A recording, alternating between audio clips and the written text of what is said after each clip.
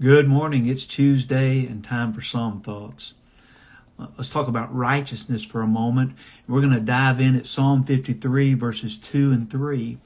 It says, God looks down from heaven upon the children of men to see if there are any who understand, who seek God.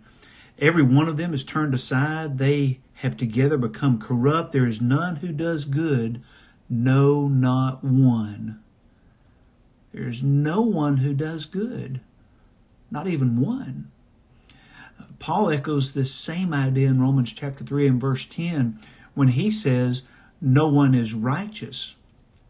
No, not one. Is that hard for you to hear? No one is good. No one is righteous. It's a true statement, but thankfully the story doesn't end there. 2 Corinthians 5:21 tells us God made him who had no sin, that's Jesus, to become sin for us so that we might become the righteousness of God. Isn't that amazing? God can look at an unrighteous and a not good me and see the righteousness of his son Jesus. There's a well-known song we sing and it opens with these words. It says, my hope is built on nothing less than Jesus' blood and righteousness. Another line says, dressed in his righteousness alone, faultless to stand before the throne.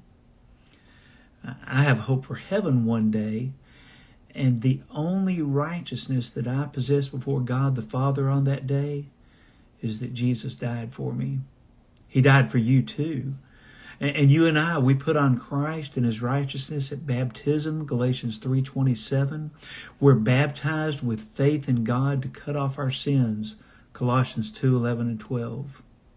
Today, are you clothed in the righteousness of Jesus?